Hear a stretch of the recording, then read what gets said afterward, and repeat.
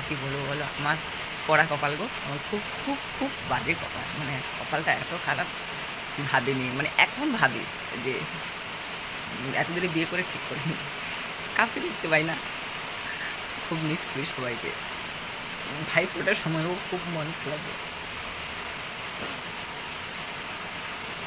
ভাই ফোটার সময়ও ভীষণ মন খারাপ হয়, কেউ আসে না, মানে আমার তো যাওয়া হয় না। বিয়ের পরে মা বেঁচে ছিল মানে একবার গেছিলাম ফোঁটা দিতে, তাছাড়া যাওয়া হয়নি।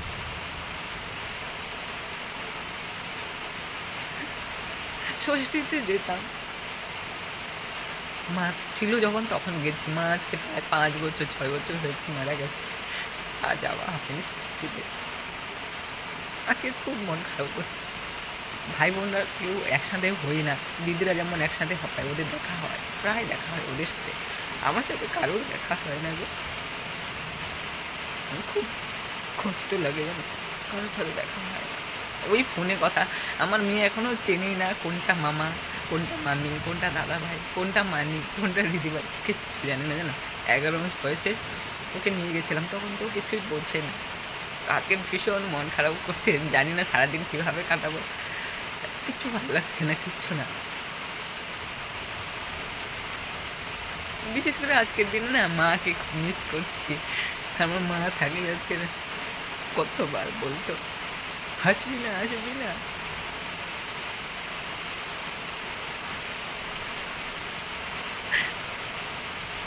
মেয়েদের কপাল না সত্যি এরকমই হয়।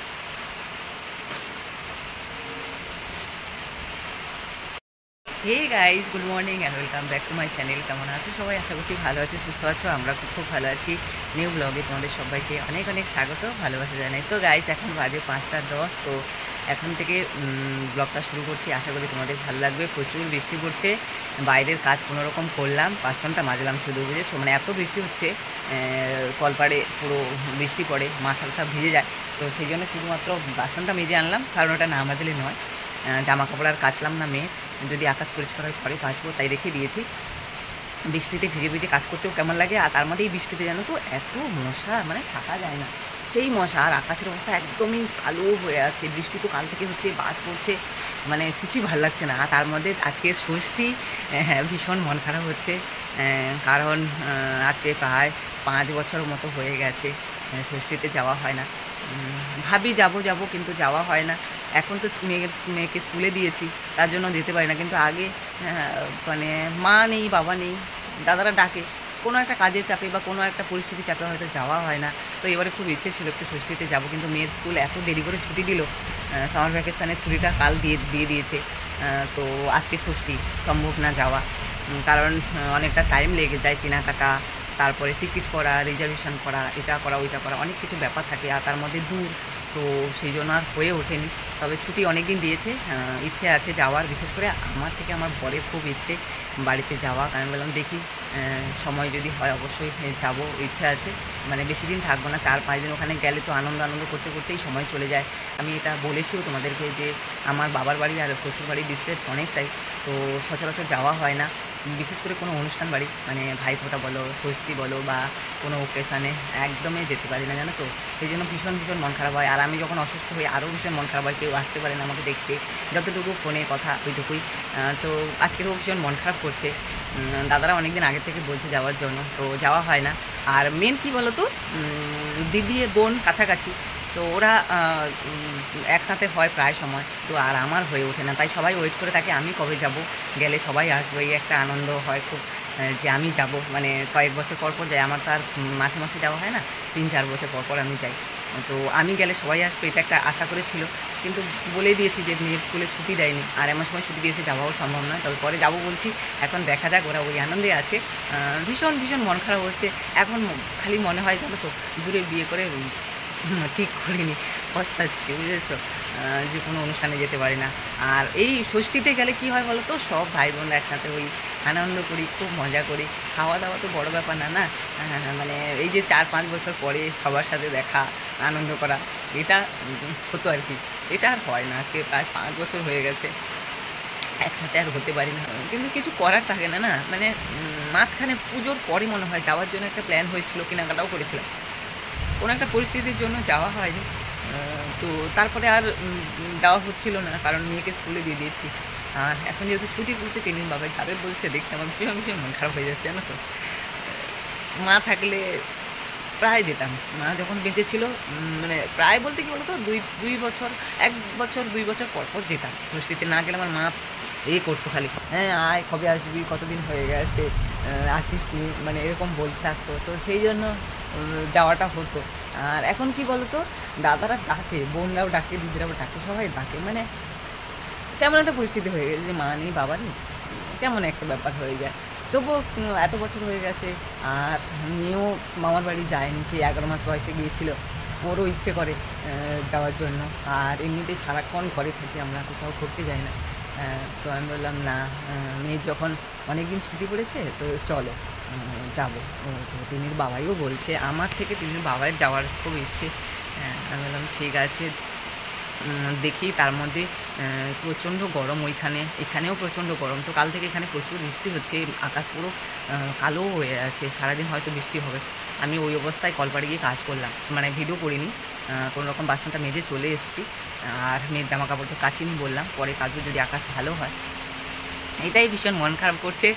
আর সবাই ষষ্ঠীতে খুব খুব আনন্দ করো, মজা করো। আর কি বলবো বলো, আমার পড়া কপাল গো, আমার খুব খুব খুব বাজে কপাল, মানে কপালটা এত খারাপ ভাবিনি, মানে এখন ভাবি যে এত দূরে বিয়ে করে ঠিক করিনি, কাউকে দেখতে পাই না, খুব মিস করি সবাইকে। ভাই ফোটার সময়ও খুব মন খারাপ, ভাই ফোটার সময়ও ভীষণ মন খারাপ হয়, কেউ আসে না, মানে আমার তো যাওয়া হয় না। বিয়ের পরে মা বেঁচে ছিল, মানে একবার গেছিলাম ফোঁটা দিতে, তাছাড়া যাওয়া হয়নি।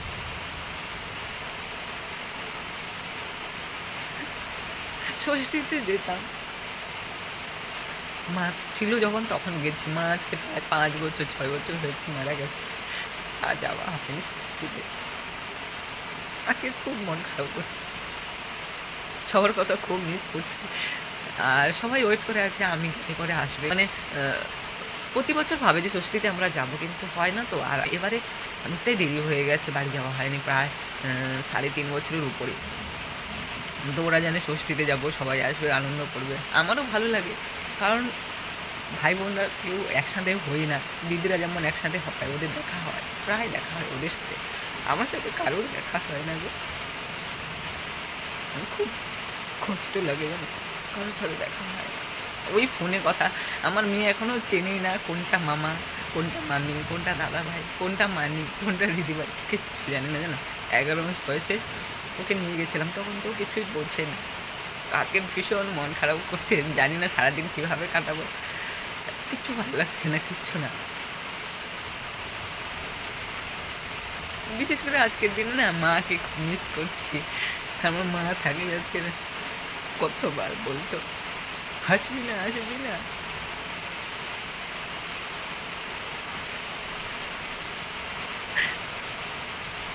মেয়েদের কপাল না সত্যি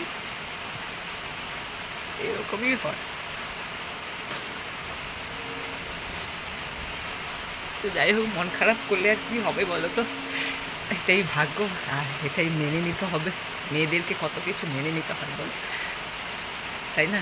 সব কিছু মেনে নিতে হয়, সব কিছু মুখ বুঝে সহ্য করে নিতে হয়, তাছাড়া উপায় নেই। তো প্রচুর বৃষ্টি হচ্ছে জানো তো, আজকের ষষ্ঠীর দিনে প্রচুর বৃষ্টি হচ্ছে। আর সকালের কাজকর্ম এখনও সেইভাবে কিছু করিনি, শুধু বাসনটা মেজে এনেছি, ভাবছিলাম কাপড় ছেড়ে নিয়েছি, তো বাসন মেজে আর ঘর ঝাড়ু দিয়ে ব্রাশ করে ঠাকুরের বাসন মাজবো, ফুল তুলবো। এত বৃষ্টি হচ্ছে না, বাইরে যাওয়াই যাবে না জানো তো। কোনো রকম বললাম না, থালা বাসনটা মেজেছি। চলো তোমাদেরকে দেখাই কীভাবে বৃষ্টি হচ্ছে, তোমরা না দেখলে বিশ্বাস করবে না, আকাশ একদমই কালো হয়ে আছে, মানে বাইরে যাওয়া যায় না। আর আমার জানো তো সবথেকে বেশি ভয় লাগে, বৃষ্টিতে প্রবলেম হয় না, আমার বাজ আর বিদ্যুৎ চমকালে পরে না আমার জান বেরিয়ে যায়, আমি ভীষণ ভয় পাই। এত বড় মানুষ আমি, এত বড় হয়ে গেছি, তাও কি ভয় লাগে, মানে ছোটোর থেকে আমার বিদ্যুৎ আর বাজ ভীষণ ভয় পাই আমি। তো তোমাদেরকে ব্যাক ক্যামেরা করে দেখাই চলো কীভাবে বৃষ্টি হচ্ছে আর আকাশের অবস্থাটা কেমন হয়ে আছে। তারপরে বাদবাকি কাজকর্মগুলো যে ঘরের মধ্যে ঘর ঝাড়ু দিইনি, এখনও ঘর ঝাড়ু দেবো, ব্রাশ করিনি, ঘরেই করবো কারণ বাইরে যাওয়ার জন্য এত মশা না। তো সবটাই তোমার সাথে আস্তে ধীরে শেয়ার করবো। তো চলো এখন দেখাই তোমাদেরকে আকাশের অবস্থা কেমন হয়ে আছে।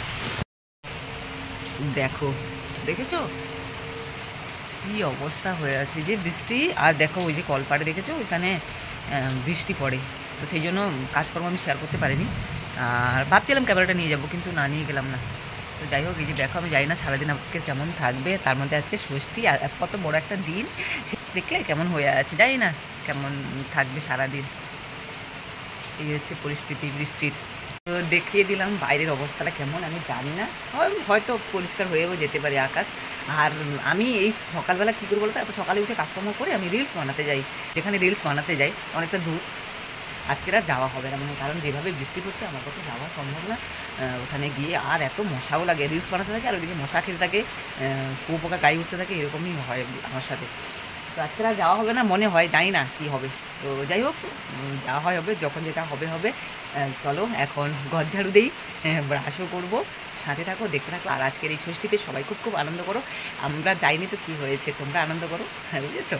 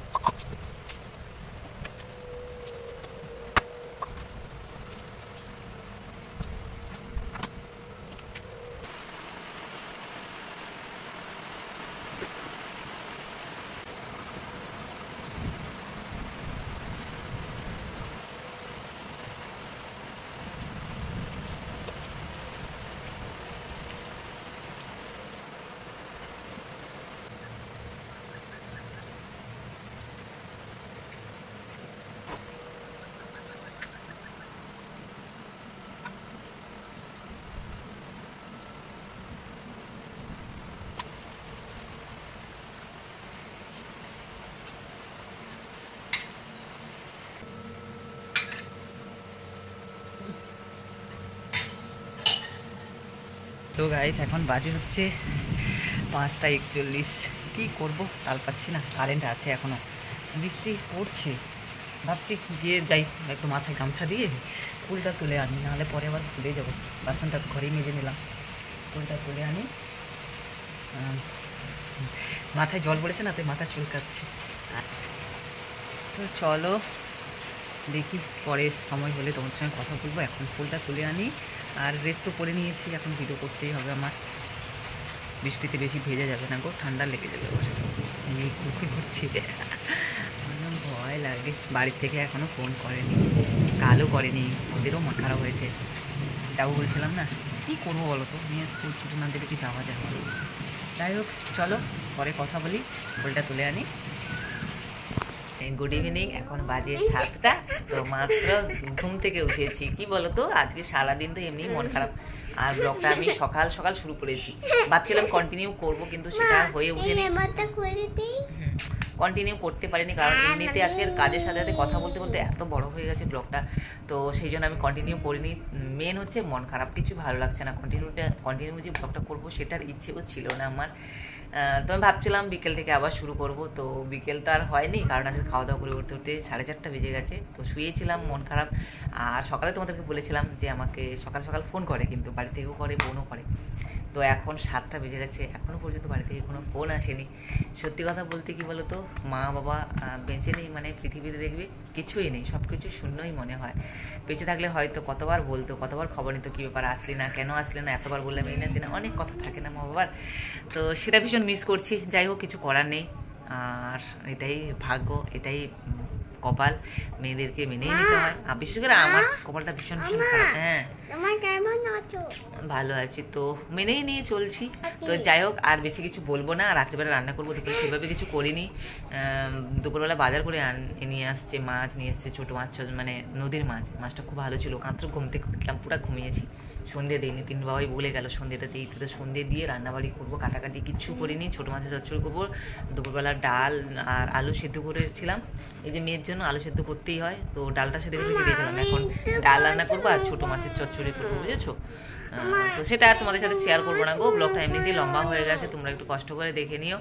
আর আজকে জামাই ষষ্ঠী, সবাই খুব খুব আনন্দ করো, মজা করো, খুশিতে থেকো। মানে কি বলবো, আর কথা আসছে না, সত্যি বলছি, মানে মিস করছি। মেন হচ্ছে ভীষণ ভীষণ মিস করছি সবাইকে, সত্যি সত্যি।